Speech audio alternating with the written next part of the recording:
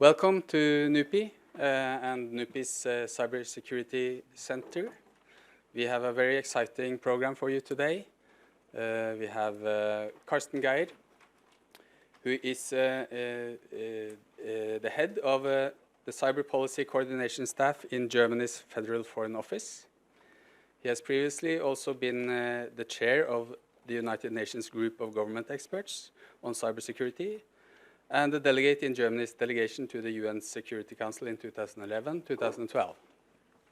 Through his experience, Carsten Geyer has a unique overview and rare understanding of the everyday politics of international cyber governance and cyber diplomacy.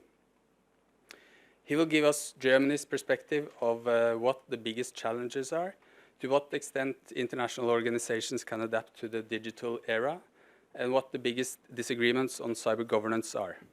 And we are very happy to welcome him to NUPI and to Oslo on this sunny day. This event is part of, as I said, the NUPI's Cybersecurity Center seminar series. Through this center, we aim to put cybersecurity and international cyber governance on the agenda and to highlight new challenges in international politics and Norwegian foreign politics.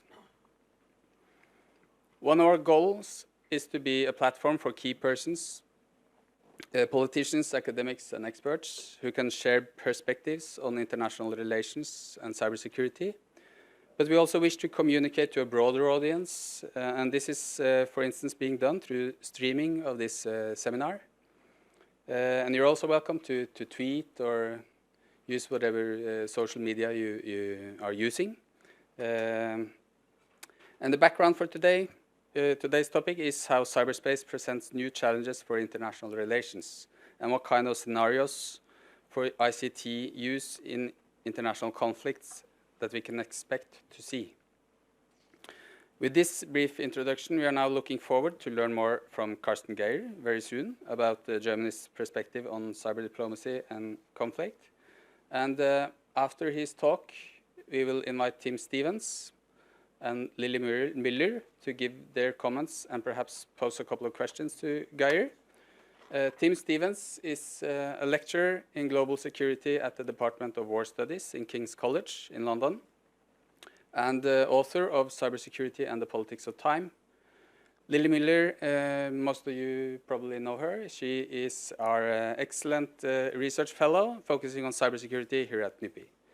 After their comments, we will open the floor for a Q&A session where you all are welcome to contribute with questions to the podium. They will be invited to sit up here. I should also mention that if you need to use the restrooms during the session, you can sneak out that door, and to the left you will find restrooms over there. So without further ado, Carsten, the floor is yours.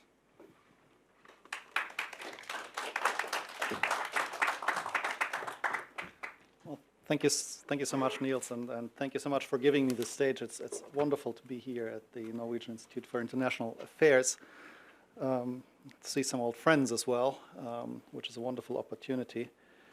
I had to say we had a bit of a fight over the title for this, because you said I should talk about the international cyber diplomacy agenda, and I said, well, that's too big for me, you know. So we finally decided to say at least put in parentheses in between a German perspective, because I don't pretend to be telling you the truth with a capital T. I can tell you how I see, or how Germany sees, the international cyber diplomacy agenda, but obviously an international agenda is something that needs to be discussed and where everybody needs to contribute and to speak. And one of the things that I find interesting in the cyber field is that the discussion goes beyond the usual intercourse between government. It also includes other stakeholders, industry, obviously. They have a very strong interest in this, civil society, academia.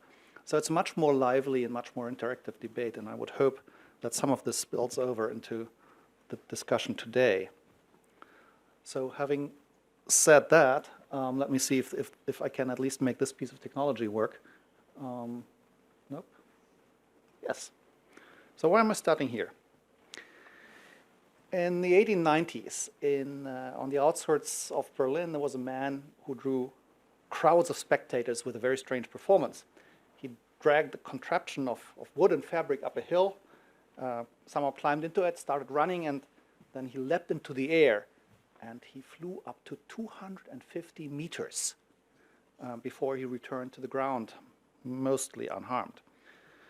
A few years later, two American inventors called Orville and Wilbur Wright added a combustion engine to a machine that they had designed on Lilienthal studies and made it possible to leave the Earth for controlled and sustained flights. And others, a whole club of inventors, a Frenchman Louis Blériot, a Brazilian Alberto Santos Dumont, they all fulfilled the dream of humanity to slip the surly bonds of Earth and dance the skies on silver-lafted wings. And they were inspired by idealism. They were convinced that their marvelous invention would make borders immaterial and would make distances shrink. It would foster international communication and understanding. And they were convinced that an age when humans could fly, when they could communicate, when they could speak to each other almost immediately, such an age would have to be an age of peace. Well, we know what happened to that. Less than 10 years after the first powered flight in 1911, there was an air attack or an air raid during the Italian-Turkish War in Libya. And of course, World War I saw the widespread use of air power, including also against civilian targets. And only one generation later, the military campaigns of World War II had become unthinkable without aviation. Now, why have I been telling this story? Because I believe that there may be a lesson here about a technology that was intended for good and became an instrument of warfare. So, some 80 years after Otto Lilienthal's groundbreaking or rather bone-breaking work, in a computer lab in Cambridge, Massachusetts, an American engineer named Ray Tomlinson, and Björn will smile because he knows the story. Ray Tomlinson did something which was comparably innovative. He sent the world's first email. Tomlinson was later asked what the contents of that email message was, and he said he didn't quite remember, but he thought it was something like QWERTYUIOP. Okay. Anyway, this message marked the beginning of the internet age. And just as the inventors of the aeroplanes were idealists who believed that they were working for international peace, the creators of the internet, the engineers, the users, the political decision makers that were at the time working on the internet were full of idealism. If you look at documents such as the World Summit on Information Society, 2003, 2005, very late. If you look at documents such as this, you can still feel that sense of idealism. So there was the idea of a people-centered, inclusive, and development-oriented information society where everyone can create, access, utilize, and share information and knowledge, enabling individuals, communities, and peoples to achieve their full potential, etc., etc., etc., etc., etc. It's all wonderful. It's all lovely. And these are all the goals to which we should aspire. But the benign uses of information and communication technology are not the whole story. Just as today we all get onto an airliner without much thinking about the military angle of aviation. As a matter of fact, the internet has made our states, our economies, our societies vulnerable to new attack vectors.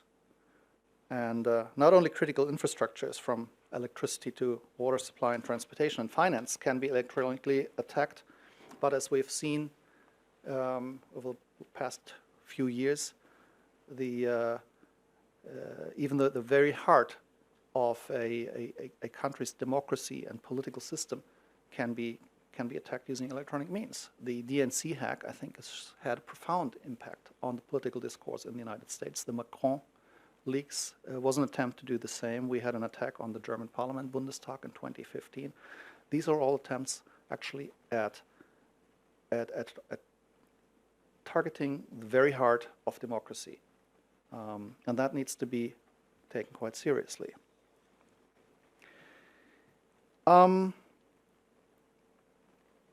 have a strong UN background, so I always try to find data sources that are undisputed or have a seal of approval, a stamp of approval of the United Nations. So I still like to refer to a document which is a couple of years old. It's the Cyber Index. The Cyber Index was published in 2013 by the United Nations Institute on Disarmament Research. And it kind of develops a baseline of which countries around the globe have cybersecurity programs. It's still the only document of this kind which has this UN seal of approval to it, which is why I still refer to it. So in 2013, UNIDIR found that there were 114 countries that had cybersecurity programs, and 47 of those, so roughly half of those, gave some role to the armed forces. And that's already substantial, that's significant, that means that we have to take it seriously, but those numbers have grown since 2013. So I think the conclusion of this is that cyber has moved into an area and grown into an issue which affects our security, our politics, and it's something which we have to somehow address. We cannot simply wish it away. We cannot just put the genie back into the bottle. Again, there's a historical analogy we can make. In 1911, there was an attempt at a meeting of the Institute of International Law to simply ban the use of aircraft for military purposes, because there was a fear that aircraft could be used to attack undefended cities and violate international laws governing warfare.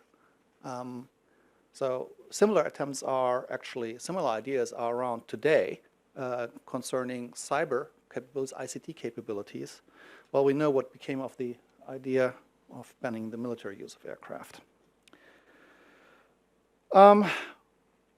As diplomats, as security experts, we today have to struggle with a new technology, with cyber, ICT capabilities, just as our predecessors were about 100 years ago. We're faced with a challenge to international peace and security. What does that mean? Well, let me run you quickly through 4 scenarios that I can discern. The first is the stuff that I read about in novels that I buy at the airport. It's the all-out cyber war. So there's the idea that you design a vicious cyber attack that could somehow cripple a country's military force, its economy and communication, and lead to that country being defeated without a shot being fired. That is the stuff, as I said, of airport novels.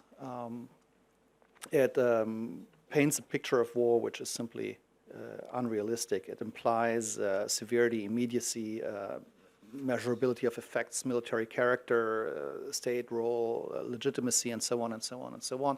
That simply we have never seen so far, and I am assured by at least our military experts that they don't think it's a realistic scenario for the time being.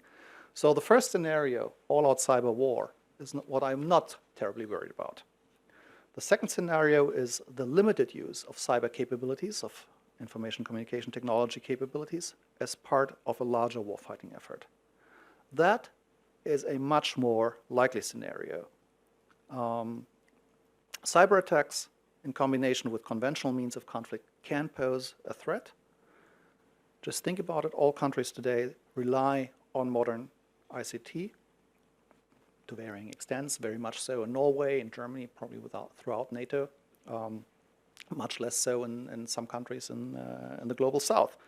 But even there, you'd be surprised as to how important ICT has become in many parts of the global south. You know, you go to Dakar, you go to Lagos, and you see everybody texting each other with cell phone. Well, that's nothing else than ICT, information communication technology.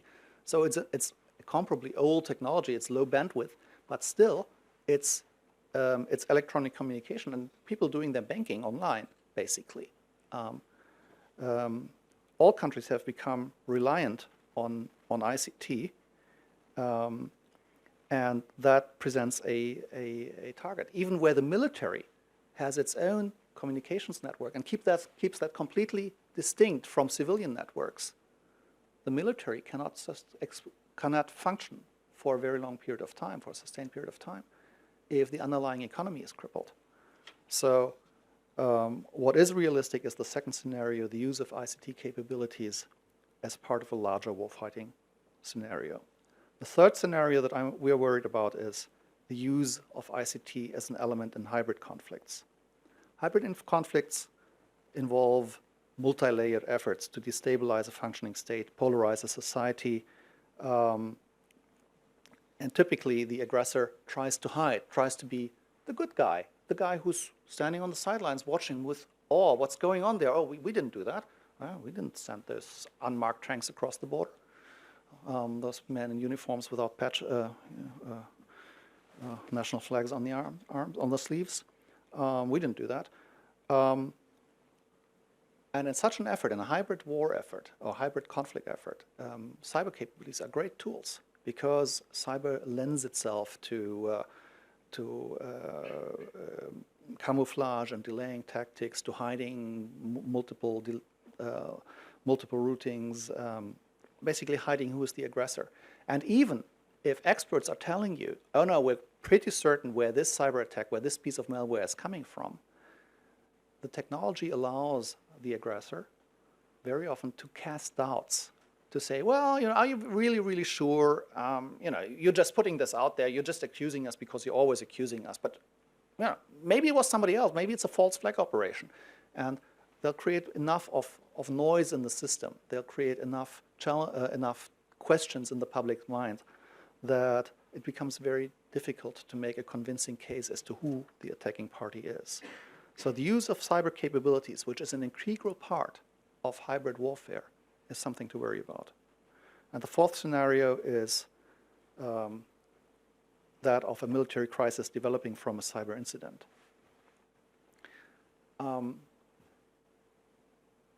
We've seen in recent years a number of cases where you had relatively minor incidents, cyber incidents, that none of which reached the threshold of international concern, of war. But it's always possible that a cyber incident develops an escalatory dynamic. There are historical analogies there as well. I like those. 1914, the assassination of Archduke Franz Ferdinand in Sarajevo certainly wasn't worth starting World War I. But all of a sudden it happened. And similar dynamics are also conceivable in cyberspace. We have an incident where somebody attacks a power grid in our countries. All the electricity goes down, huge economic damage. People might die from the consequences. And we don't know who did it. So we look around. We go like, oh, it's probably the neighbor over there because that neighbor over there is always the bad guy. And the neighbor over there goes, no, it wasn't us. How could you say that? And then we, because we're already nervous and so on, we say, oh, hello? You're always the bad guys, and prove to us that you didn't do it. And the neighbor says, why should we prove anything? If you continue talking this way, then we'll take you to the Security Council. Well, no, we don't take you to the security. We'll expel all your diplomats. And so the situation escalates and escalates and escalates, and all of a sudden it spins out of control. That's a real concern of ours. And we saw something like that, which had the makings of it last year in the Gulf, when there was an attack on, a relatively minor attack, defacing attack on websites in Qatar, and the Qatari government was very, very irritated by it. And it led to a crisis that still hasn't really been resolved between Qatar and Iran on the one side, and Saudi Arabia and some of Saudi Arabia's allies on the other hand. It seems contained for the time being, but last summer we were quite nervous about it. So part of the problem, of course, is that these cyber capabilities don't really fit terribly well into our traditional security strategies, security thinking. We are pretty much used, when we're thinking about global security, our security, we're pretty much used to thinking in terms of deterrence, right? That's what served us pretty well at least during the Cold War, arguably also before. Arguably, the Peloponnesian War was about a failure of deterrence. Anyway, the problem is that the traditional notion of deterrence by retaliation, meaning that if you hit me with a nuke, I'll hit you with a bigger nuke, and I have so many nukes that you cannot hit all my nukes, so there'll always be one to hit you. That idea of deterrence by retaliation requires that you're very clear in your communication as to what you are trying to deter, what kind of action you're trying to deter, you're limiting it, and to whom you are addressing your messages, your deterrence. And that, of course, is very, very difficult in cyberspace, where you have a very opaque threat situation, where you have very often questions about who perpetrators are, who the originator of malicious cyber activity is. You're basically you're poking with a very big pole in very dense fog, and that's not very conducive to deterrence by retaliation. Nevertheless, we have been embarking on this path of deterrence by retaliation. If you read the G7 foreign ministers communique that was issued on Monday in Toronto, it says, we are concerned about malicious cyber activities of a growing number of state and non-state actors for which coordinated responses in keeping with the rule of law and fundamental human rights are needed, and in which foreign ministers are calling for measures aimed at preventing, deterring, discouraging, and responding to malicious cyber acts. That's nothing else than deterrence by retaliation. And of course, NATO has been pursuing the same strategy for a while. 2014, the Wales Summit Declaration, cyber attacks can reach a threshold that threatens national and Euro-Atlantic prosperity, security, and stability. Their impact could be as harmful to modern societies as a conventional attack. We affirm that cyber defense is part of NATO's core task of collective defense. So that's exactly that, a threat of deterrence by retaliation to cyber attacks. Nevertheless, NATO has been, or we're pursuing deterrence by retaliation, but we have the question if it will really work, because we are basically working with this very big and unwieldy pole in very dense fog. So the question is if deterrence by retaliation really works reliably with regard to ICT. And I would argue that it might be helpful to use a much wider concept. Deterrence, yes, including deterrence by retaliation, but complemented with other elements. I'm referring here to a concept developed by Joe Nye at Harvard University, former Deputy Secretary of State. He basically says you need to have deterrence by retaliation, but also by denial, by entanglement, and by taboo. So the idea of deterrence by denial is simply that you say, okay, to any potential aggressor, you can attack me, but the cost of that attack will be very high, or will be higher than the benefit, because I'm incredibly resilient. I can not necessarily take revenge. That's deterrence by retaliation, but I can defend myself extremely well. You know, that's not a very innovative thought. I mean, that's why in the medieval ages we built walls and moats around castles, right? That's deterrence by denial. Deterrence by entanglement is the second element, quite interesting. The idea is that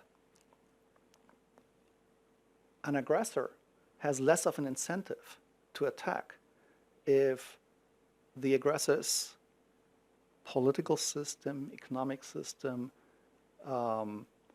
society is entangled with that of the potential opposing side, because it raises the cost of aggression. And according to that logic, of course, the internet, which is the great entangler, right? It makes it possible for us to communicate with everybody else.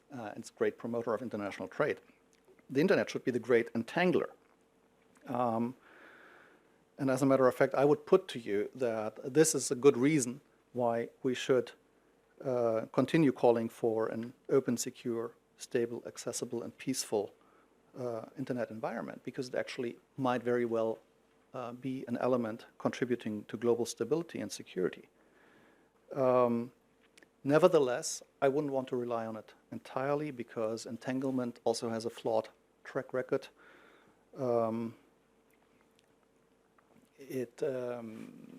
Historically, just thinking back again to World War I, the societies of Europe at the time were incredibly closely entangled. The societies and economies, including the ruling elites, I mean, they were all related to each other, and it still didn't prevent the outcome of World War I. And according to some statistics I read, it took the European economies until the 1970s to reach the same level of interconnectivity that they had in 1914. So entanglement might work, but it's not perfect. There's also a conceptual flaw. Entanglement builds on social and economic ties, but international security requires military strategic security, and those two don't equate necessarily very well. Finally, there's the idea of deterrence by taboo. That is the idea that normative considerations deter actions by imposing reputational costs that damage an actor's soft power beyond the value gained from a given attack. So you're just declaring an action off limits. That's something you don't do. Okay, and that's pretty much what we've been doing for a while in the United Nations. We're working to promote common understandings, existing and potential threats in the sphere of information security, and possible cooperative measures to address these threats, including norms, rules, and principles for responsible behavior of states, confidence-building measures, the issue of the use of ICT in conflicts, and how international law applies to the use of these technologies by states. That's the exact wording, by the way, of the mandate of the last two groups of UN government experts. So I would argue that this whole work on norms, on how international law applies, that's really trying to build entanglement or deterrence by, that's really trying to build deterrence by taboo. Now, what's interesting to me is that each of these non-traditional elements of wider deterrence corresponds to certain issues on the international cyber diplomacy agenda and to specific levels of action. So at the global level, we seek rules for responsible state behavior in cyberspace, so we're trying to build taboos. At the regional level, we try to build confidence that states will engage in rules, and that's seeking mutual entanglement. And at the individual state level, finally, we try to build cyber resilience, and that's really working on denial.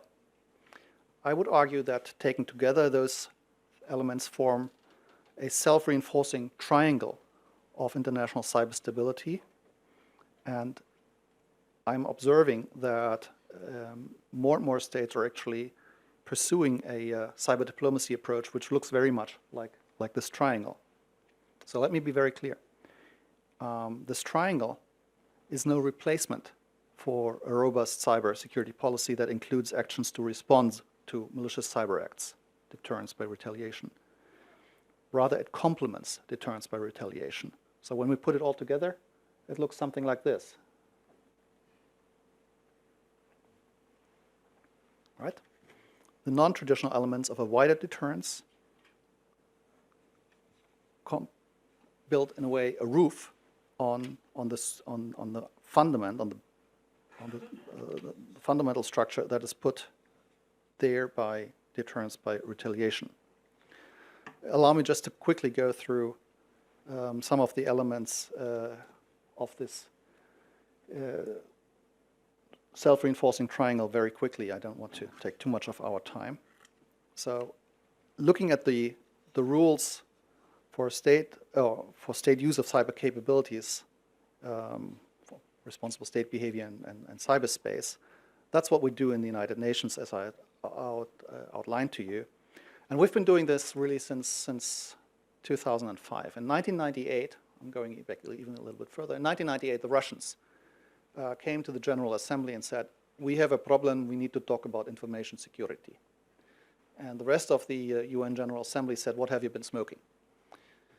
But the Russians kept persisting, and in 2005, the United Nations is pretty much like any other organization, right? What does an organization do when it is faced with a problem and doesn't have an answer? First it ignores, it did that for 7 years, and then finally it establishes a working group, right? Study it. That's what the UN did. So they established a group of government experts to work on the issue. The first group of government experts couldn't reach consensus, so it just broke down. 2009, 2010, there was another one which said, well, as a matter of fact, if ICT use, or the effects of ICT use carry significant risks for public safety, the security of nations, and the stability of the globally linked international economy as a whole.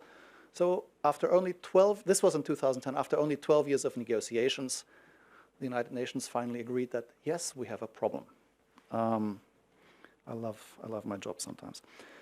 2013, there was another one of these groups. That one actually arrived at what is pretty much considered a breakthrough report because it said that international law applies. International law and the United Nations Charter is applicable and is essential to maintaining international peace and stability. And then there was another such group in 2014, 2015 that fleshed out this finding a little bit more.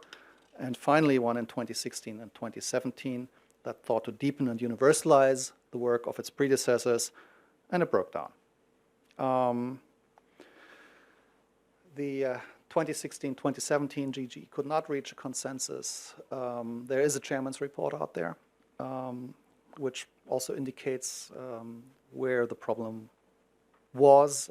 Doesn't make it entirely clear. You cannot, the UN doesn't allow you to say, okay, this is where we broke down, but it implies quite clearly where the problem was. This failure, however, does not mean, or this lack of consensus in the 2016-2017 GG does not put into question the previous three reports, 2010, 2013, 2015. And there's consensus about that, which is quite important. So all these three reports stand unaffected. And the question that we're discussing now is, where do we go from here? We have a process which has served us well for a number of years, and it broke down in last June. When we just, one expert left the room saying this doesn't make sense anymore. These were the exact words. Where do we go from here? There's any number of proposals out there, and no, I won't go through them in detail, and you also won't be quizzed on them. But basically, the two extremes are either to say, let's just continue as we did before. Let's just have another one of these groups of government experts. It's a tried format. It's small. It can be handled. It's expert, and the experts can be, can build on what has been done in the past, et cetera, et cetera. The other extreme is a proposal that's been put out there by the Group of 77 and China, which is to say, actually, this whole thing doesn't make sense anymore. We need to have universal negotiations on an international code of conduct, on the use of information technology by states. Let's have an open-ended working group to this end. And all the other proposals are, in a way, variations on this theme. But those two are the ones that are out there, and I would say that of those two extremes, having another GGE, well, my British colleague puts it very well. She says, continuing to do the same thing, expecting a different outcome is a sign of madness. I think it's very well put. Unless the external factors, the external circumstances change, it's difficult to expect why another GGE should have a different outcome from the one in 2017.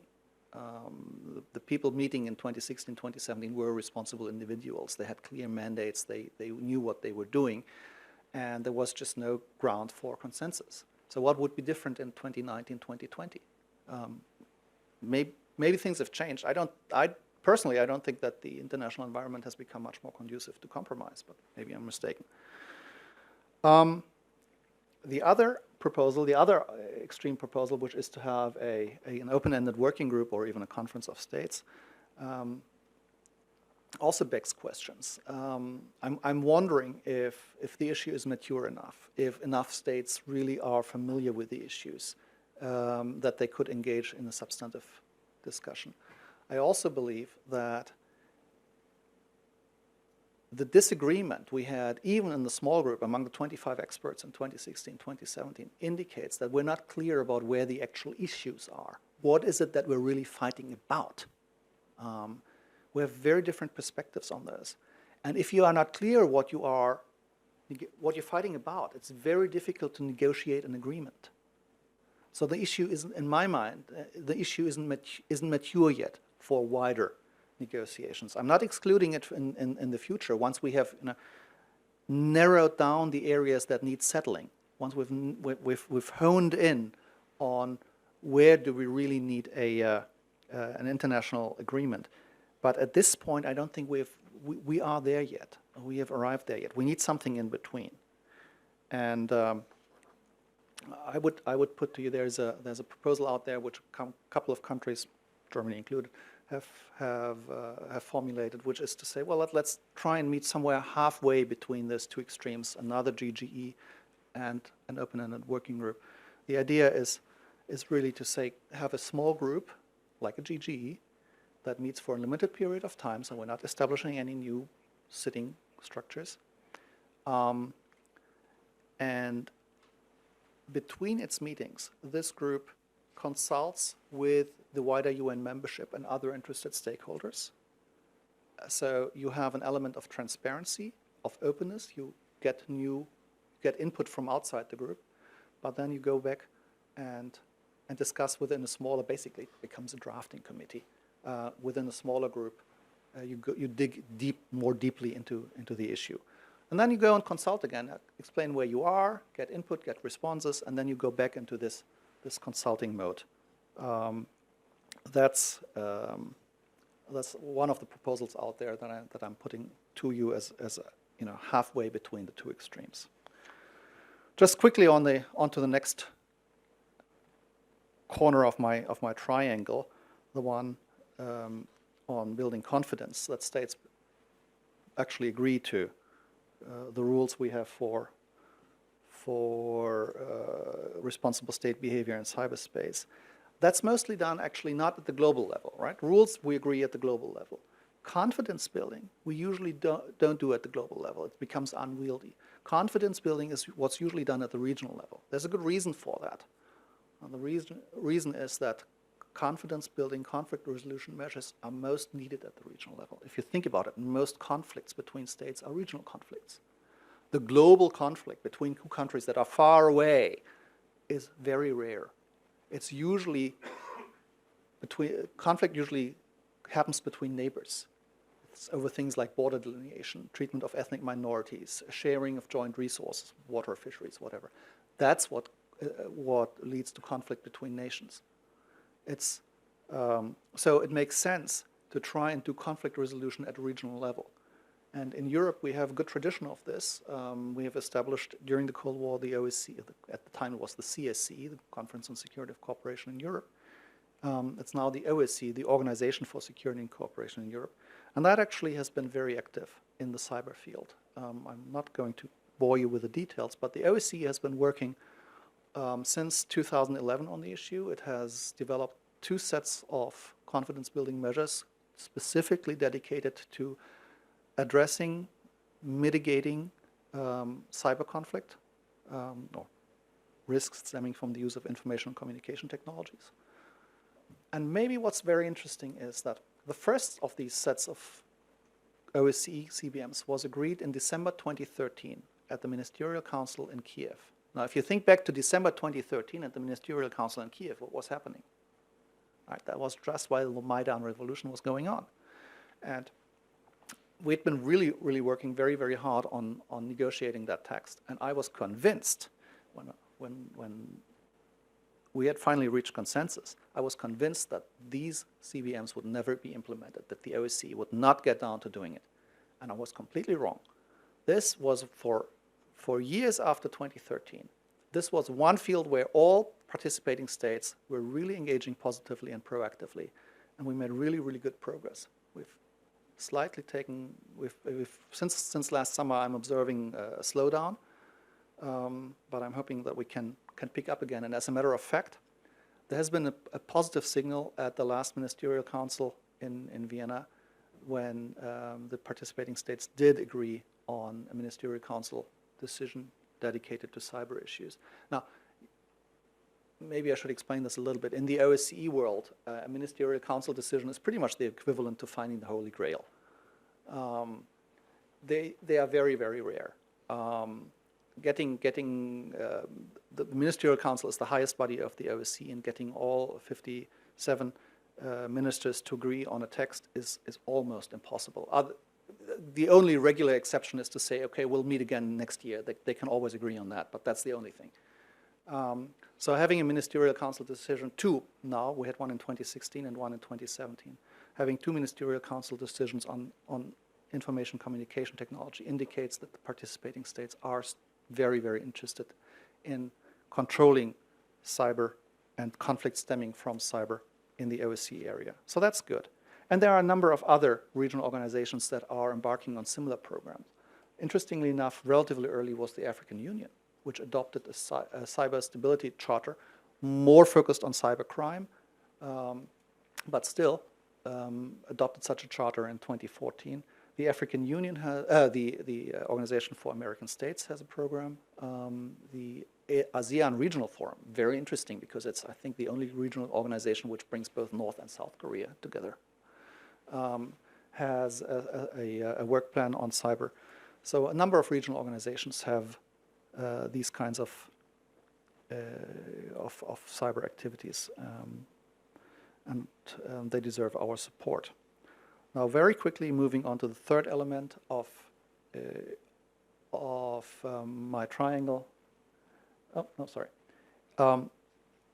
The rules and the confidence building measures are all great and wonderful, but they don't make a lot of sense if not all states are in a position to contribute to this game. If not all states are in a position to contribute to a minimum of cybersecurity. Why is that?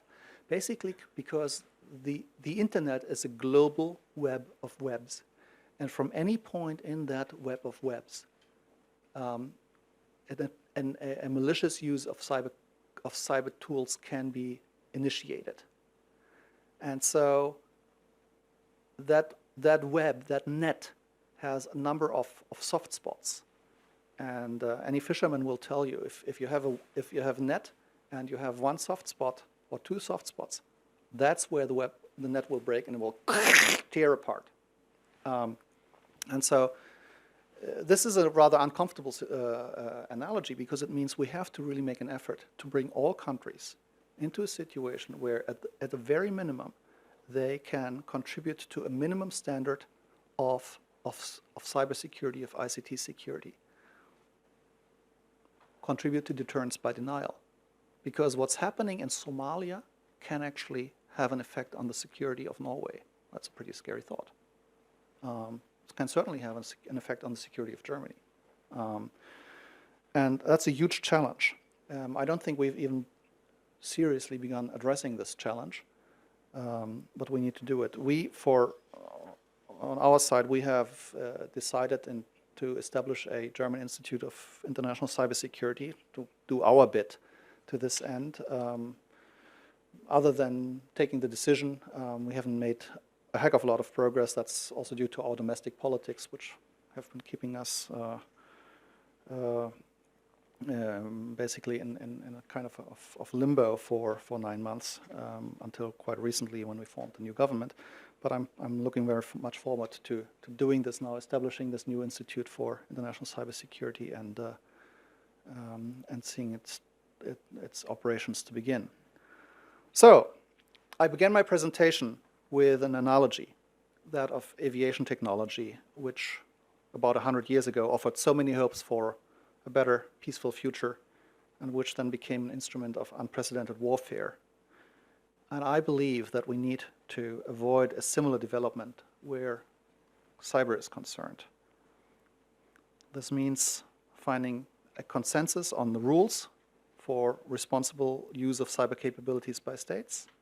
It means building confidence that states will adhere to these rules, and it means enabling all states to behave in a rule-abiding, confidence-inspiring, and ultimately security-building manner. That is a rather tall order. I am still optimistic that it can be fulfilled, and I think it's time to get to it. So with that, thank you very much.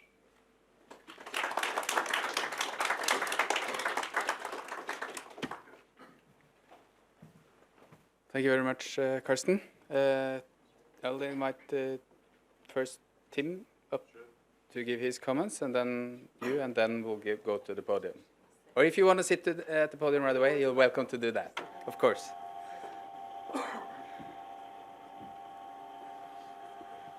you want to sit and talk, or is that just the podium? What would you prefer?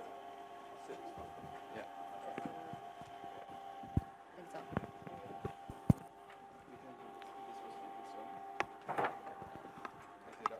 Hi, good afternoon. Okay, I don't have any pre-prepared comments, so I was just going to pick up on a couple of things that Carsten was either hinting at. One in particular, I was really grateful that Carsten started with air power of the early 20th century. Not least because about 7 years ago, a colleague and I wrote a book on cyber power and strategy where we started with air power in the early 20th century as well. And the interesting thing about it is, as Carsten said, it's rather ambiguous what on earth we could do with aircraft during that period.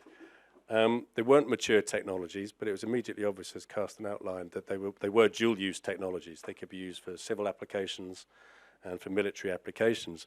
But one of the questions that came out of this realization and was theorized by the early air power theorists like Douhet and Trenchard, and then later Mitchell and the aptly named bomber Harris in the UK, whose statue stands not too far away from my university, was really, what was the strategic utility of these capabilities?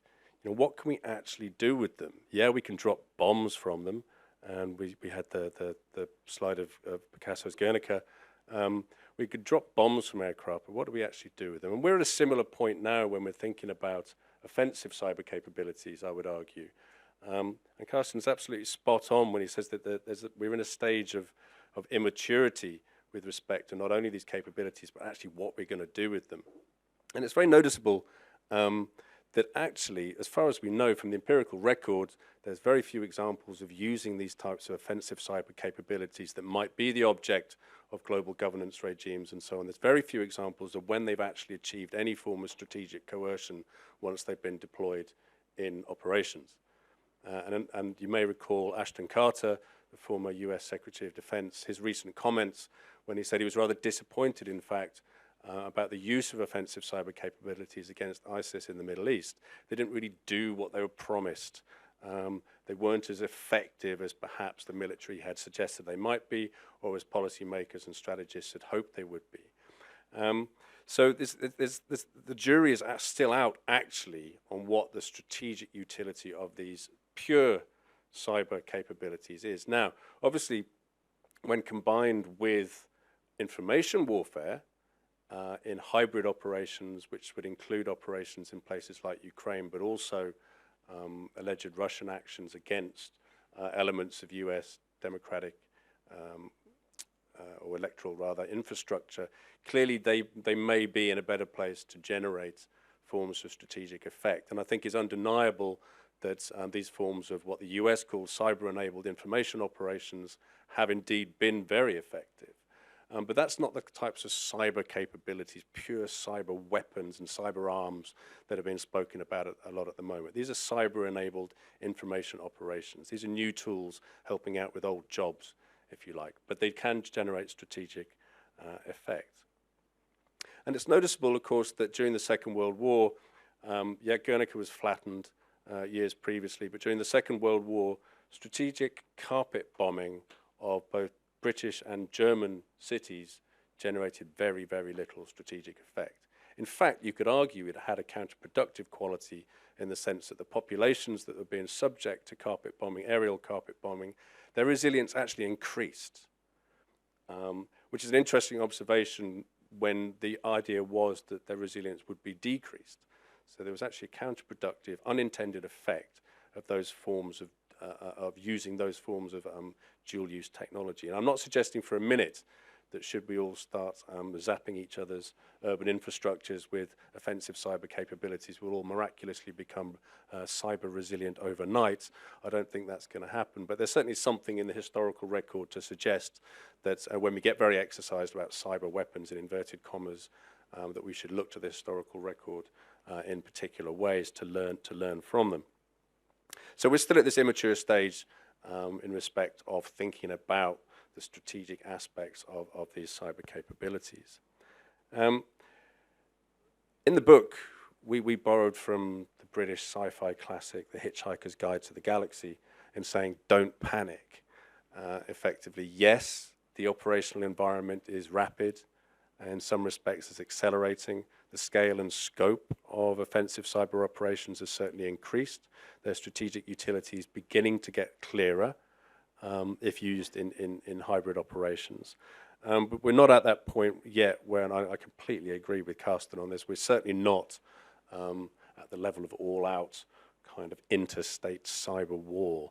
Whatever these capabilities are, and they are many and varied, are still firmly within the arsenal of modern militaries and national capability, rather than being some sort of standalone war-winning capability in precisely the same way that air power is not. And this just points to the fact that when we're talking about cyber, we're really talking about it as an integrated component of national power rather than as something that's going to deliver strategic effect on its own. And consequently, we need to think about it in those terms as well.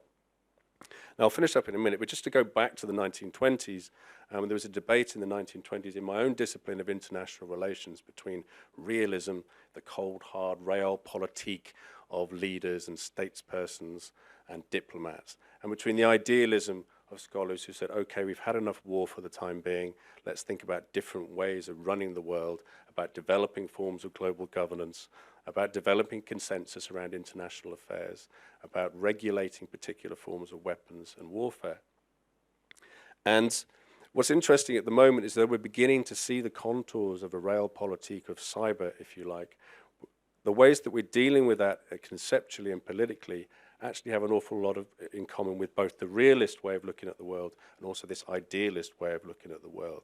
Again, it's a holistic framework that's not taking any diplomatic, informational, military or economic means off the table as a means to resolve these issues.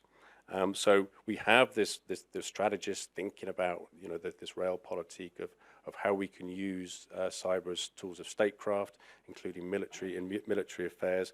But we're also, as Carsten's pointed out, thinking about norms, identity, forms of economic, socioeconomic entanglement. And let's not forget that in Europe, most of our titular heads of state, at least, are still related in various ways. We have a German in the UK, of course, as the head of our nation. But so these forms of entanglement still exist. And when it comes to thinking about global governance, which builds on all these different elements of national power and international cooperation and identity and entanglement, Carsten pointed out very, very rightly that there's lots of different ways of doing this. And for those people, and I doubt there are any in this room, but there certainly are in the world who think that what we actually need in the world right now is some kind of global binding treaty on all states to do X, Y, and Z in cyberspace, it's not going to happen because that's not how global governance works. Before you even get to that stage, there's many decades sometimes of thinking through and generating bilateral and multilateral frameworks of understanding in the first place, of cooperation, of capacity building, of confidence building, and so on. And that's actually the stage we're at the moment. The historical record will show, as Carsten pointed out, there's an awful lot of activity in this space. And global governance is always in a condition of fragmentation. It never starts from a position of integration. And we're in this space now where we're beginning to develop these bilateral and multilateral frameworks. And that's a really good place, actually, to build in. So yet again, don't panic. A global treaty or treaty mechanism of some sort or a formal global governance institution may emerge at some point, and it will emerge through the offices of the UN and its constituent bodies. But at the moment, we're basically sort of looking at an immature technology, and we can't put a mature framework in place until we fully understand the ramifications of that, which again, I think is why we're a little bit like air power in the 1920s. But I would say that because I'm from the Department of War Studies. So again, we love historical analogies too. But I'll leave it there and pass it over to Lily. Thank you, Tim, and thank you to Carsten. I mean, it's a great honor to sit between the two of you, this panel, I must say. I really liked your presentation. It's always a pleasure to listen to you talk. You managed to capture all these big questions and put them into something that we can all understand, everything from capacity building to retaliation. And I really like your triangle. Since I saw it last time, it's got a new sub-level, which is the retaliation level, which I really appreciate because it builds on the point I want to make. And I think of all the things that we've touched upon, and Tim touched upon a lot of it, is I want to talk about the way ahead and the question, how do we move that way? And I think the question of, is the matter mature enough? And the unclearness and why I think we're always struggling in all these different international forums is rightly pointed out by you. We don't really agree on what the issue is. And we've been doing some research on deterrence right now and within NATO and the different countries, how we so differently approach deterrence and attribution and saying what capacities the different countries in Europe on the regional level, what do we have? And in Norway, we do not talk about at all about our capacities. I think that's a very interesting aspect. We say that we defend and we will be resilient, but we say nothing about any capacities we have compared to Holland. They're very open about their capacities. UK, like you said, Germany, you're building a center. And I think my question, I'm posting this to the audience and the people that are here today, if that can be a step ahead, also being honest about what capacities we have and also what attacks we experience that we've seen the last few years with NotPetya and WannaCry. It makes it easier to comprehend what the issue is so that we can also try to take a second step or a first step ahead. I think that's my point and question. I don't know if you want to.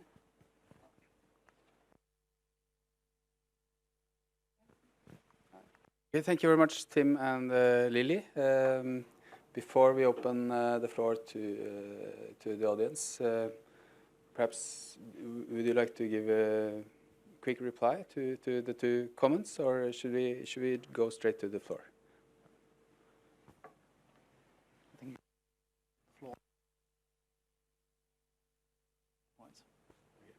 Yes, so we open the floor, and please introduce yourself with name and institution, and try to give brief questions. Thank you very much. Thank you very much. My name is Nedim Makarevic. I'm ambassador of Bosnia and Herzegovina to Norway. Lived and worked 20 years in Germany. Also from Minister of Interior Affairs of Germany.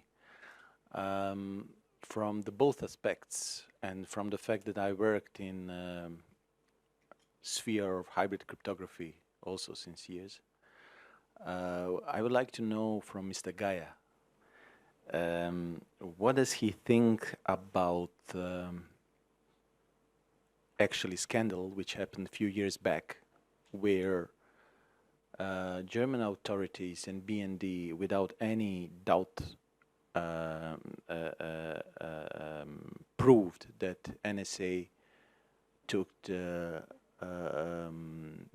espionage on the all kind of facilities of German agencies, especially of Bundestag. Thank you very much.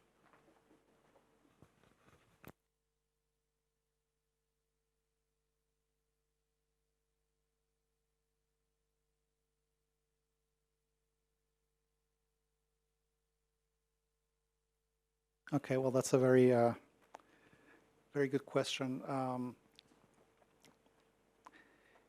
I think the picture was slightly more complicated and complex than that.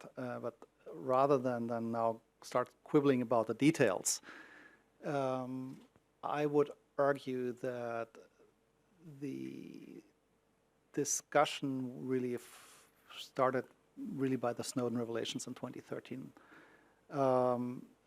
I think has taken us a long way towards getting a better understanding of a number of issues. One is that there is the ICT opens avenues for both states and non-state actors to get access to data which they shouldn't have and to abuse that data. And that there is a need to control both, on the one hand, access to data, but also to control what people do with their data, to make them aware that not everything that that you put online should necessarily be there. And so we've had these two discussions really since 2013, and I think they've led us quite a bit forward. There's been, in Germany, certainly a very strong discussion about control of intelligence services. And I actually find it fascinating that I'm seeing very similar debates with very similar arguments being exchanged in other countries as well. So we're not unique in that sense. There's been a very, I think, very healthy discussion in the United Nations, both in the Third Committee of the General Assembly and in the Human Rights Council, on the right to privacy in the digital age. And what's really great, is that it has been a non-divisive debate, but rather a consensus debate. We've never had a vote on this issue in the United Nations. We've always adopted all documents by consensus, and that's the way it should continue to be. We have established a special rapporteur on the right to privacy. And the interesting thing is now that the discussion is moving on. We've looked at states, we've looked at state actors, we've said, okay, we've explored the room for consensus there is. Let's now look at what the responsibilities of other important actors are. What's the responsibility of industry? And that's currently being explored. And so the fact that you've been able to build an international consensus, a broad consensus, on one angle of this problem, and then move the discussion on to another angle of the problem, I think is a very healthy and very good development. And I find that actually quite encouraging. And while I'm not saying that we have, the world is wonderful and rainbow colored, and the internet is characterized by, pink unicorns, now, I think we've been making a lot of good progress, and the discussion has progressed in a way that is very healthy. Also, if you think the most recent development with Cambridge Analytica, which basically is people being very upset about a private actor, Cambridge Analytica. It's a private company, gaining access to data which they're not supposed to get, and then using that for its own uncontrolled purposes. The fact that there's such a discussion about it, that people are so upset about it, that Facebook has been really, really concerned about, and that Mark Zuckerberg had to go to U.S. Congress and testify about data security, I think is terribly interesting to watch, and is, I think, a very healthy and very good development. So you said a scandal. I wouldn't say a scandal. What you said, I would say the incident. The incident presented us with a challenge, with a problem. I think actually our societies have risen to the challenge and have responded in a very good and very positive way. Thank you. Okay, do you want to go? Yep. I think that raises a really interesting question about when we're talking about global regulation and so on. Espionage has to come up in that conversation. The argument in defense of the NSA has been that there's nothing to stop NSA or GCHQ or whoever spying on other countries. Of course, there are differences between bulk collection of citizens' data and the sorts of targeted surveillance and espionage conducted against the intelligence assets or the national security assets of another country. It's the latter that are actually facilitated by an absence of international law about interstate espionage. The problem is that cyber, to use that horrific noun, but we all use it, is not only dual use, or arguably multiple use, in the sense that it has multiple personalities. It's also very difficult to know when you find an enemy or an adversary's a code in your system, whether it's there for defensive purposes, which is counterintelligence, or whether it's there for offensive purposes in the sense that it's a staging post or a prepositioned asset that's going to enable you to launch an attack against those networks. So the defensive agencies like the NSA and GCHQ that look, everybody does this, therefore it's okay, it's normal in the international system, does not fly because of the uncertainty about what it is that actor X is doing in actor Y's networks. And there has to be consideration of this because you simply can't tell what the intention behind that code is. And that leads to uncertainty, which leads to miscalculation. And for those of you with an international relations background, it's called a security dilemma, whereby one state's attempts to shore up its own security leads to a spiral of insecurity because nobody quite knows what everyone else is up to. And that's the sort of escalatory dynamic that Carsten mentioned earlier. So espionage has to enter that conversation that we're having. And that's a really difficult one because, as I said, there's no international legal precedent to regulate those activities. So it may be that we have to create international customary law afresh, which isn't going to happen quickly. While you are thinking of more questions, I have one there, and Karsten from NUPI. Thank you. It's Karsten Friis working here at NUPI. Thank you all for sharing your thoughts and insights with us. It's really interesting. I will follow up on actually what you both all talked about. First of all, when it comes to this, as you, Carsten, talked about these two kind of extremes in the UN, how to move things forward. Now, what we've seen recently is kind of a mushrooming of initiatives, all sorts of forums and global, the Carl Bildts, you know what I mean. These kind of forums with private sector, but influential people, and also sometimes government officials, So this kind of G20 is similar. You see it in other sectors as well. When the UN doesn't function as it maybe should, there are other ad hoc alternatives that includes also the private sector. So a comment on that from any of our guests would be nice, any of the panelists.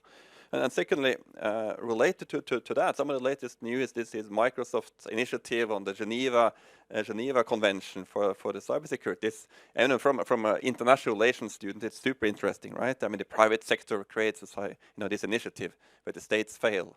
I would like to comment on that as well in the same context. Thank you.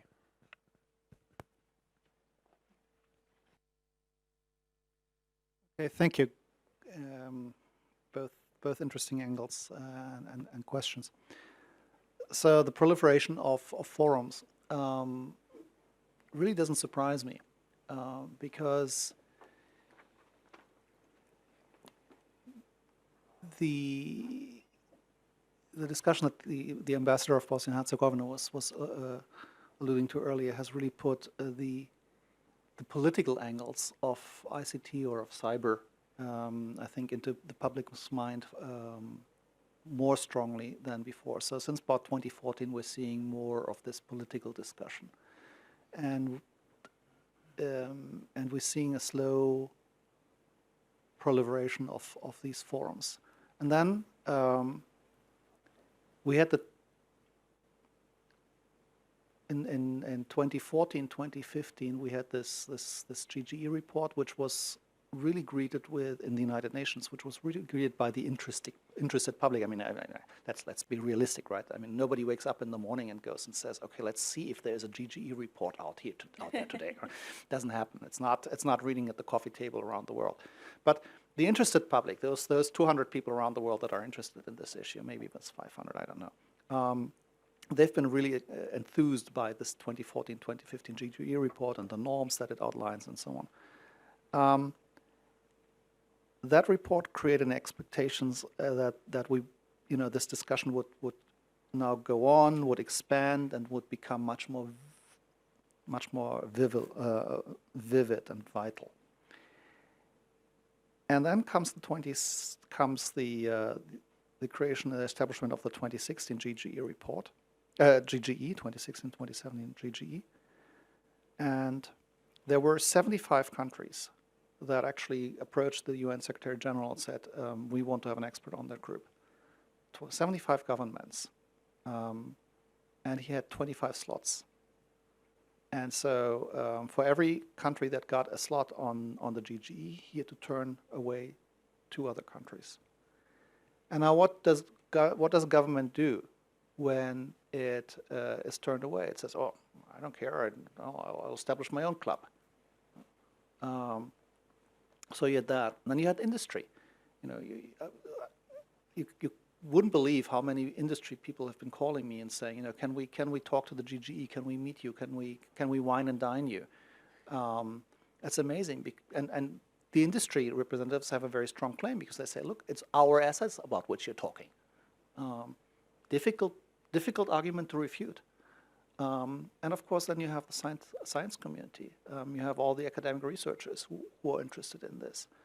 And you know, you also have the wise men, the Carl Bildts of this world, the Marina Kaljoans and Latha Reddys of this world, the Chris Painters, who want to continue having a say in this.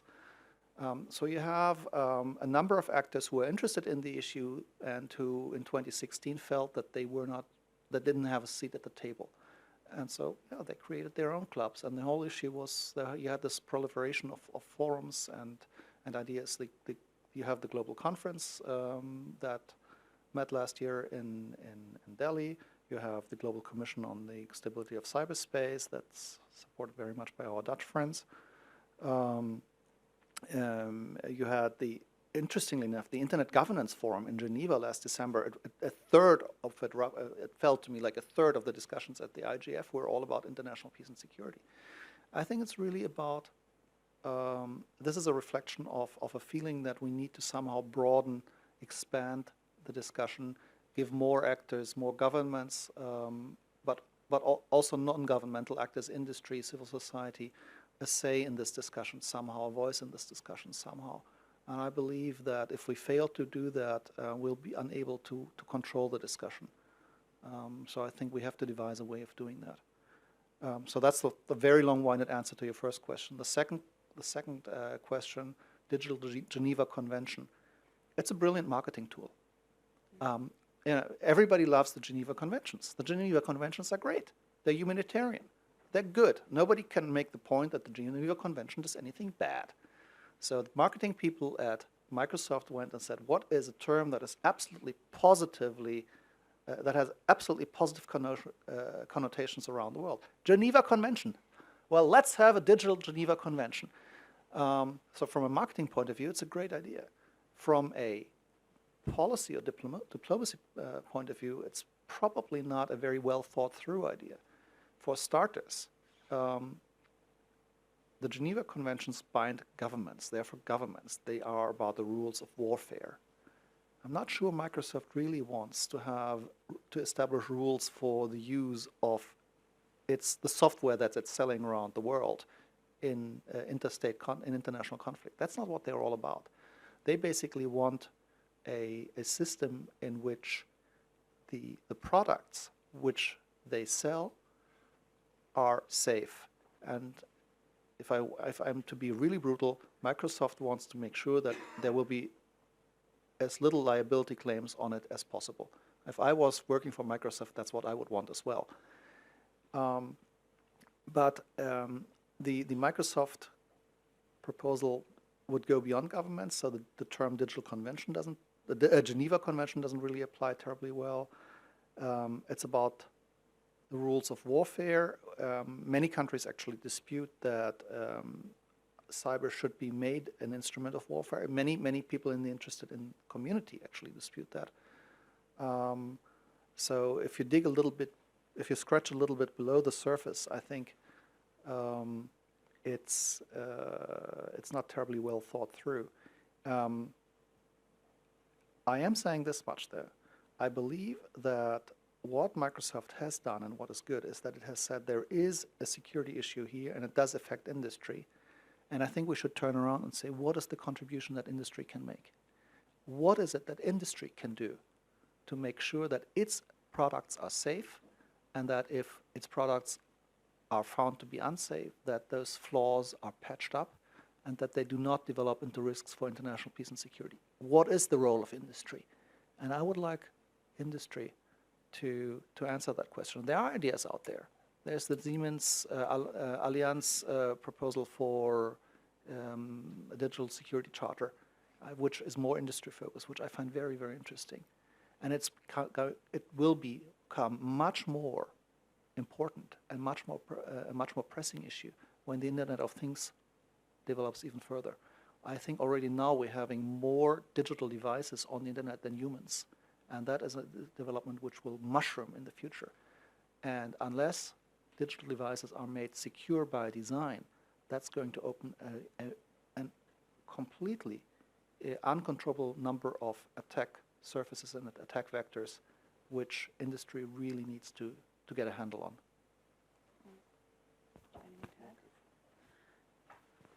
I don't know if I actually have that much to add to Karsten's very eloquent answers. Mine are much more pessimistic. Yes, rightly observed by Karsten, and as you already commented on all the international forums, I don't know what effect they really have, except from capacity building. Like, yes, you don't get a seat at the table, so we create all these international organizations. I'm more pessimistic about VICES and IGF. What have they really accomplished? But at least, building on your point, they are capacity building. More people have knowledge about what the problems are, not for when the Internet of Things becomes bigger. And I also totally agree on the point about the Geneva Convention. I'm also very skeptical. I also view it as more of a marketing tool. And rightly, exactly the point of what we talked about today. Again, what is war about cyber or cybersecurity? What we're talking about, where is the link? And rather ask what can the private sector actually do than just Microsoft trying to push the responsibility back onto states. I think the private sector needs to also take much more responsibility for what they own and what they've created. Yeah. No, I agree with all of that. On the multiplicity of actors, I think it's a good thing generally. I'm rather less pessimistic about the situation in the sense that I think this is a natural historical precursor to more developed forms of global governance. And it's kind of the one that a thousand flowers bloom principle. Most will fail, some will succeed. And I know a lot of people have said that the collapse of the recent GGE has been a disaster, it's been a failure. I disagree. I think the previous GGEs have added an awful lot to the way that we understand the global environment with respect to the internet. So I think actually, even though we might think it's a failure now, I think again, when we reflect on it, we think it's actually done an awful lot of good. A lot of what these groups do is rather intangible, but norms aren't something you can nail to the wall anyway. So there have been changes in diplomatic behavior in the way that states and their constituent agencies and institutions understand the environment. And I think these all take time to develop. And one of the problems with thinking about this topic is that we get so caught up in how dynamic and rapid and transnational it is, we kind of expect that our solutions are going to have to be the same. We don't. We've got time. We've been talking about digital Pearl Harbor since 1991, and it hasn't happened yet. It doesn't mean it won't happen this afternoon, okay? But at the moment, we have these ideas that we hold out, catastrophic ideas. They haven't happened yet. It doesn't mean they won't, but we do have a little bit of time on our side to go through this process of developing capacity and confidence and trust and so on. On the Tech Accord, I think it's called, isn't it? This Digital Geneva Convention. Well, some of the criticism has been very much of this kind of marketing PR. I agree with all of that. What's happened in the newspapers recently is that they're saying it's a reaction to Facebook and Cambridge Analytica. It's not. It's been going along for several years now. They just happen to have published this latest version, which doesn't actually say very much. It's aspirational. It's definitely a PR exercise. It's also these companies flexing their muscles in the international system. For those of us who look at global governance, you've seen for many, many years that these tech giants, as the 5 biggest companies in the world, pretty much by market cap, these are huge players on the international stage. And they are now beginning to flex their muscles in what they think is a diplomatic fashion. Be very careful what you wish for, Facebook and Microsoft, soft. If you want to be diplomatic global actors, be prepared to be treated like them. And I don't think they really thought this one through because they're so keen to get across their side as being good guys in this. So I'll just leave that comment there. I just want to pick up. I just want to say that I agree very much with all of you, and I want to pick up something you said, Tim, that norms can't be nailed to the wall, perhaps unless they are decided by the UN Security Council. And they say that the timing is a bit premature, and we have time for global governance and cybersecurity, but. Then Estonia is saying that, or the Estonian president is saying that if Estonia gets elected to the Security Council, she wants to, or Estonia wants to take cybersecurity to the Security Council, to make norms on the Security Council. And is this just premature? Is it realistic?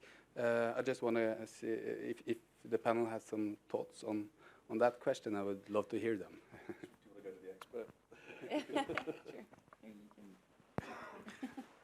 It's always me.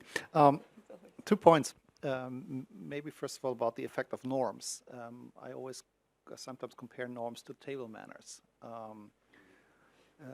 International norms are the table manners of nations. There's no, to my knowledge, there's no country in the world that says you are not supposed to eat with to chew with your mouth open. And at the dinner table, you're not supposed to play with your food. But I can tell you that I'm also not aware of any family in the world where chewing with your mouth open and playing with your food at the dinner table is conducive to good mood and good relations within the family members. So those norms that are unwritten have an effect on behavior, and I believe that that can be translated to some extent also to the behavior between nations. Now, on the question, Security Council, there have been, if I'm not mistaken, 2 meetings, both in the so-called ARIA format of the Security Council dedicated to cyber. ARIA format is the Security Council meeting informally with individuals who may be able to contribute to discussions within the Security Council. It's outside the Security Council chambers and not on the official UN calendar. So those were exploratory meetings of the Security Council. There's been, of course, a discussion about the Security Council role in this whole thing for about 8-9 years now. And there's been some resistance to the Security Council taking on a more formal role than these kinds of ARIA meetings, possibly for real political reasons, but also for a structural reason. That is, the UN world is divided into spheres. There's the humanitarian sphere, and there's the economic and social sphere, and then in the international politics sphere, there's the rule-making and the crisis managing sphere. And rule-making is very much what the General Assembly does. So the General Assembly is basically the parliament of nations, where all the nations meet and they debate and they discuss and they come up with wonderful resolutions, and then the next year they meet again and they discuss again, they come up with slightly modified resolutions. And all of these resolutions are non-binding, but they develop a political power. So they're normative in that sense. That's what the General Assembly does. The Security Council has a much stronger mandate. The Security Council is about concrete crisis situations and how to manage that, how to keep countries from being at each other's throats, and how to keep people from killing each other, which is why the Security Council has a lot more power, why the Security Council can pass resolutions that actually have the force of law, international law. I think in the cyber field, the Security Council will find it difficult to make internationally binding law. It will find, if it tries to do so, that its legitimacy will be challenged. So my advice would be to the Security Council to refrain from trying to go down that road. And the discussion on wider rules, on softer rules, on norms is done in the General Assembly arena.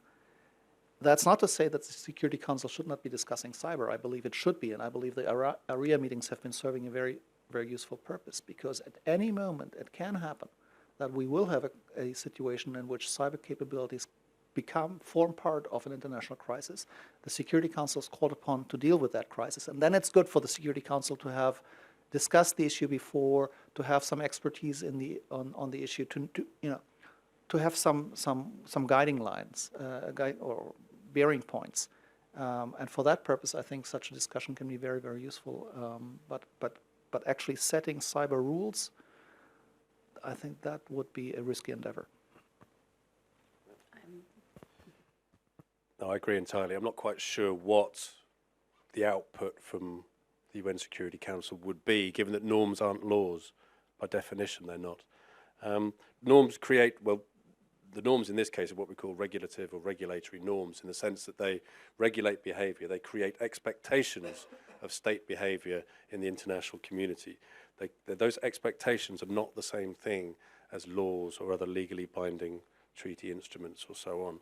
And of course, because they create expectations, they also create the expectation that there will be penalties for non-compliance with those norms. So that could be contempt in the international community, or it could be exclusion from particular aspects of the international community. And of course, because they're not binding in a legal sense, they're also highly contestable, which is, I think, what you might be getting at, in the sense that you could push something through the UNSC, which is effectively non-representative of 150 plus other members of the international system who may or may not agree with those. And they would have to be articulated as laws, would they? Or would they become legally binding? I mean, I'm not quite sure how this would work, because that's not what norms are. Norms emerge through practice. And of course, one of the emerging norms of international behavior in cyberspace is the use of offensive cyber capabilities. And if there is one norm that's emerging at the moment, that is it. The other norm, of course, is to talk about this a lot. So norms don't have to be good; they can also be bad. But I find it very difficult to see what would come out of the UNSC. Any other questions? Then the only thing that remains to be done is to give the panel a big hand. Thank you very much for sharing your thoughts and insights. Thank you very much, Carsten, for giving the talk and sharing very much of your insights and the German perspectives on cyber governance and the GRGE. Let's give him another hand. And thank you very much to the audience who came and contributed. Have a nice day. Remain of the day.